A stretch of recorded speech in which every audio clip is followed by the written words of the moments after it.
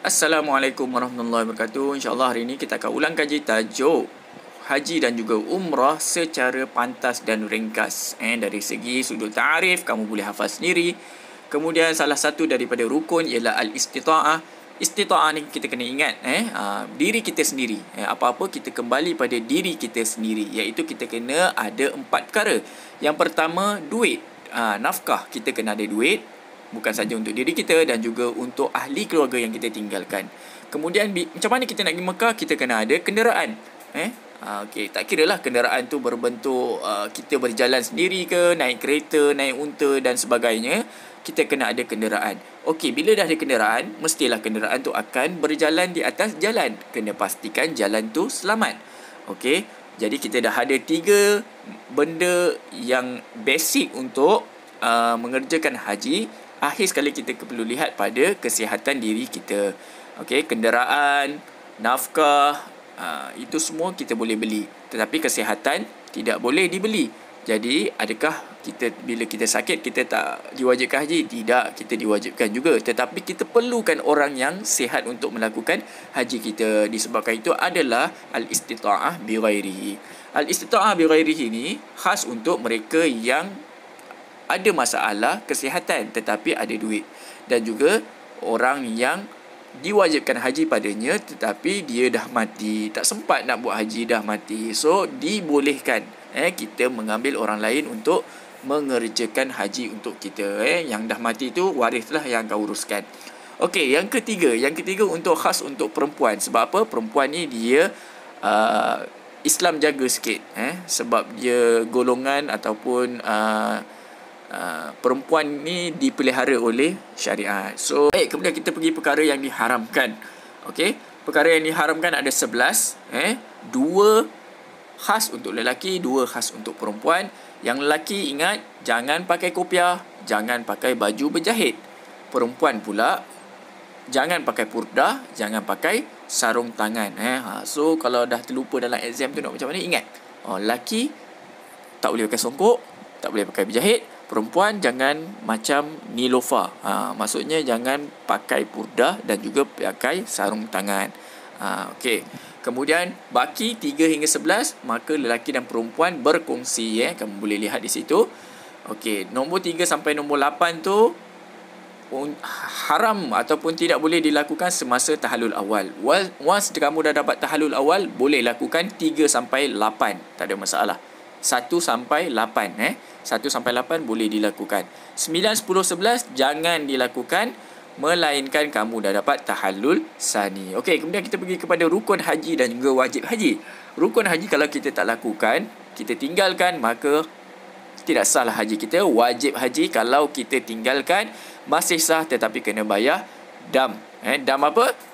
Kamu lihat di sini, dam apa yang meninggalkan wajib haji. Itu nampak tu. Yang ni. Taraka wajibul hajj, dam at-tartib wa at-taqdir. Maka kena bayar 1 ekor kambing.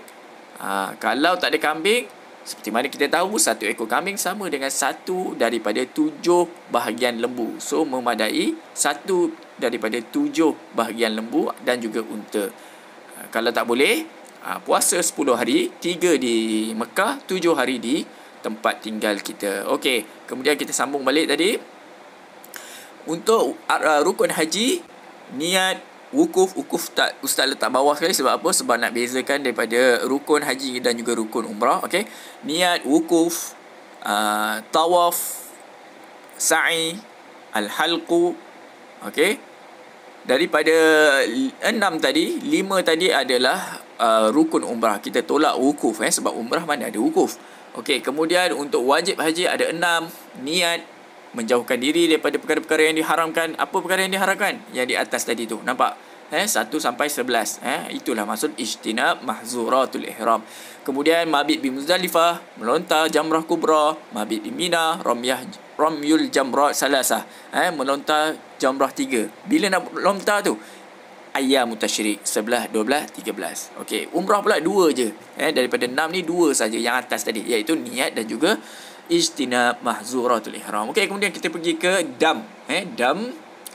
Dam ada 4 dam. Kamu kena ingat, Tartib lawan dia takhir. Tartib maksudnya tertib. Nombor 1, nombor 2, nombor 3, nombor 4. Lawan dia, kita tak nak ikut nombor. Kita nak 1, lepas tu kita nak 4, kita nak 2 balik, kita nak 5. Okey, itu namanya takhir. Pilih. Kita boleh pilih. Tartib, takhir. Jangan lepas ni tartib, damut tartib wa takhir. Tak ada, tak wujud. Tartib wa at-taqdir wa ta'dil. Takdir, kamu ingat, ditakdirkan. Kita ditakdirkan kena sembelih seekor kambing. So jangan, memang tu ditakdirkan, kita tak ada pilihan lain. Mesti dapatkan juga seekor kambing ataupun satu daripada 7 bahagian lembu. So kita tak ada convert. Ta'dil pula kita boleh convert. So contoh, kita kena 1 ekor kambing, tak ada kambing, kita boleh bagi orang miskin makan, sama dengan nilai seekor kambing. Itu maksud ta'dil. Okey. Ini kesalahan. Ustaz tak nak ulas panjang, kamu boleh lihat. Okey, tartib wa taqdil, Ustaz letakkan atas sekali level 1. Kemudian tartib wa ta'dil level 2. Okey. Kemudian takhir wa, sepatutnya takhir wa takdir ni Ustaz ikut buku ni. Okey, kalau level 3 kita letak takhir wa takdir. Level 4 takhir wa ta'dil. Takhir wa ta'dil. Okey.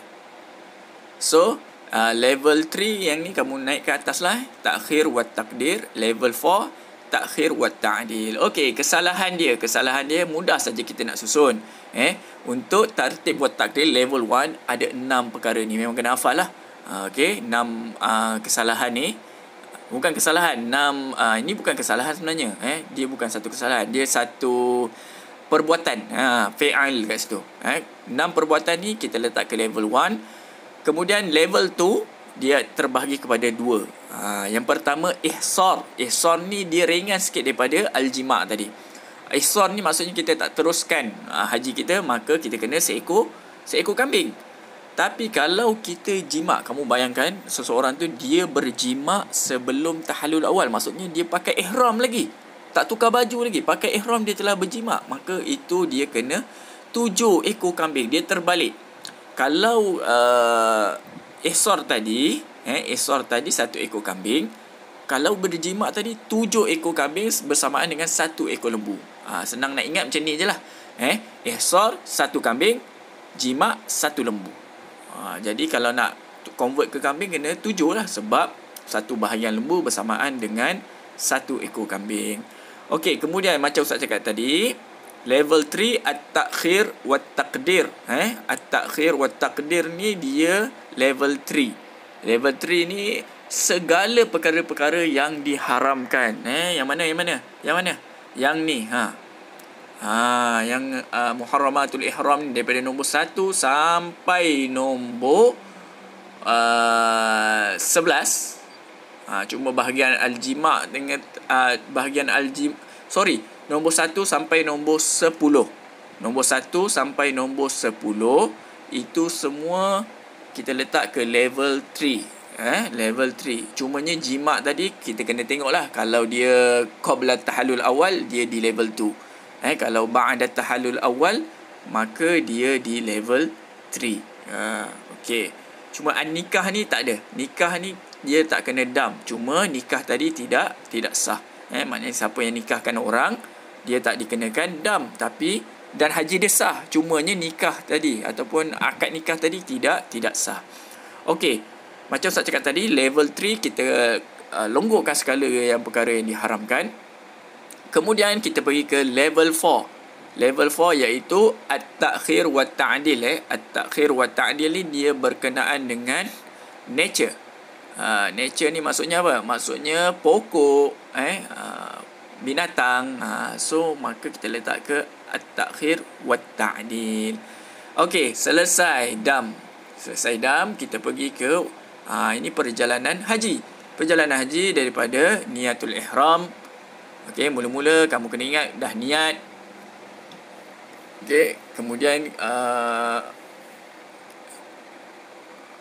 ni kat sini adalah niyatul ihram rukun, niyatul ihram fil miqat wajib.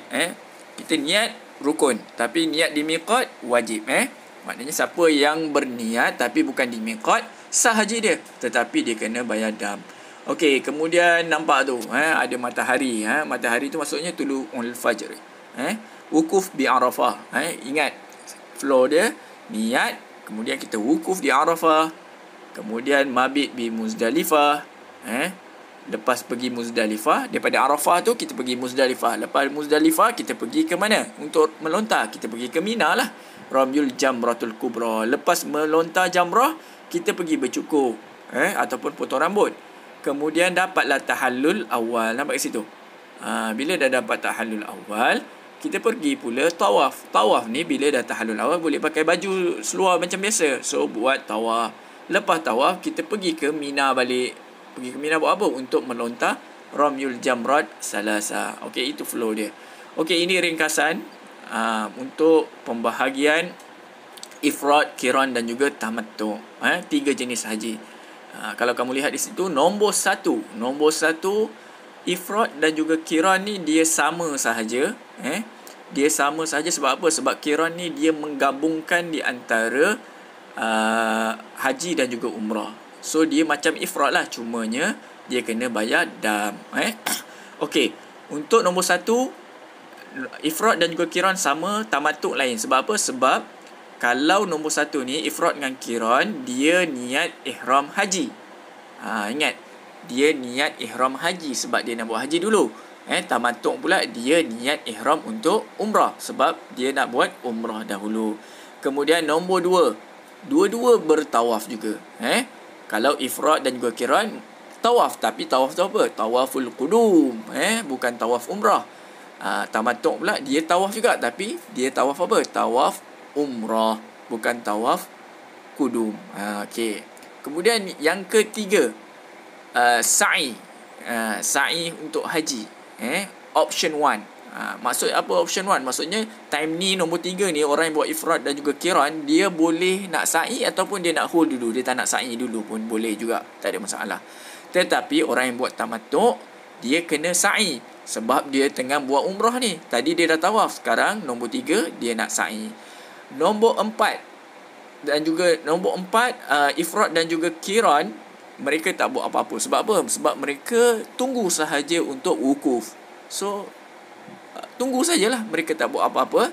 Tetapi orang yang buat tamattu', dia kena bercukur. Sebab apa? Sebab dia nak selesaikan umrah dia. Kalau dia tak bercukur ataupun dia tak gunting rambut, dia masih tergantunglah umrah dia. Bila once dia dah cukur dan gunting rambut, maka selesailah umrah dia. So daripada nombor 4 ni kita boleh nampak si tamattu' ni, orang yang buat tamattu' ni, dia dah selesai umrah dia. Ifrad dan juga qiran masih lagi tak buat umrah, masih lagi dalam progress nak haji lah. Masih lagi dalam keadaan ihram untuk haji. Nombor 5. Okey, nombor 5, ifrad dan juga qiran, mereka tak perlu pakai ihram. Sebab apa? Sebab mereka masih lagi dalam keadaan ihram haji. Tetapi orang yang buat tamattu', dia kena pakai ihram semula untuk haji. Sebab tadi ingat, yang pertama dia ihram untuk umrah. Yang nombor 5 ni dia akan pakai ihram untuk haji. Bermula nombor 6, 6 hingga 11, mereka bertiga akan buat perkara yang sama dalam waktu yang sama, iaitu sama-sama akan pergi wukuf bi Arafah. Lepas wukuf, mereka akan pergi ke Muzdalifah. Kamu kena ingatlah tempat-tempat dia. Lepas pergi Muzdalifah, mereka akan, nombor 8, mereka akan pergi ke Mina. Mina ni untuk apa? Untuk melontar. Kamu kena ingat, tempat lontaran hanya ada di Mina, tak ada di mana-mana. Bukan Muzdalifah, bukan Arafah, bukan Mekah. Di Mina. Nombor 8, mereka pergi ke Mina untuk melontar jamrah kubra sahaja. Okey. Bila dah sampai melontar semua, mereka akan tahallul awal. Mereka akan cukur dan juga gunting, dapatlah tahallul awal. Okey, lepas melontar, pergi ke Mekah. Nombor 9, boleh pergi ke Mekah. Pergi ke Mekah buat apa? Tawaful ifadah, sama-sama membuat tawaf. Lepas dah buat tawaf, nombor 10, as-sa'i lil hajj. Biasanya lepas tawaf kita akan buat sa'i. Okey, bila sa'i option 2, ingat lagi nombor 3 tadi, mereka ifrad dan juga qiran ni, kalau nombor 3 mereka telah melakukan sa'i, maka time nombor 10 mereka tak buat lagi sa'i. Mereka tak payah buat sa'i. Tapi kalau nombor 3 tadi mereka dah buat sa'i, maka nombor 10 mereka kena Apa Ustaz cakap tadi? Nombor 3, kalau mereka dah buat sa'i, maka nombor 10 mereka tak perlu buat sa'i. Manakala orang yang tamattu mesti buat sa'i, sebab awal tadi mereka telah, nombor 3 tadi mereka mereka telah melakukan sa'i untuk umrah. Yang ni mereka nak melakukan sa'i untuk haji pula. Nombor 11, mereka bertiga akan pergi ke melontar di Ramyul Jamrat Ats-Tsalas. Melontar ke tiga-tiga jamrah. Di mana? Di Mina. Ingat, melontar di Mina. Tadi daripada Mina pergi Mekah. Lepas tu daripada Mekah pergi Mina balik. Selama 3 hari. Ayyamut Tasyrik. Apa ayyamut Tasyrik? 11, 12, 13. Daripada 3 hari ni, dia ada 2 batch. Satu batch dipanggil Nafar Awal. Nafar Awal ni maksudnya mereka yang melakukan 2 hari sahaja, iaitu 11 dan juga 12. Lepas tu mereka balik. Satu lagi batch Nafar Sani, mereka melontar 11, 12 dan 13. Balik lambat sikit. Kemudian daripada nombor 11 ni, maka selesai sudah haji orang yang membuat tamattu'. So tamattu' mereka balik ke Mekah, boleh buat tawaf wada', kemudian balik ke rumah masing-masing. Ifrad nombor 12 ni, okey. Nombor 12 ni, Qiran, dia boleh balik juga. Sebab apa? Sebab dia dah menggabungkan haji dan juga umrah. So, dia boleh balik. Tamattu' pun boleh balik. Si Ifrad ni, dia tak boleh balik. Kenapa dia tak boleh balik? Sebab dia tak buat lagi umrah. Maka dia kena pakai ihram balik. Kemudian dia akan buat umrah. Kemudian selesailah. Dan kalau kamu lihat di sini, Ifrad tidak dikenakan dam, manakala Qiran dan juga tamattu' kena bayar dam. Itu saja.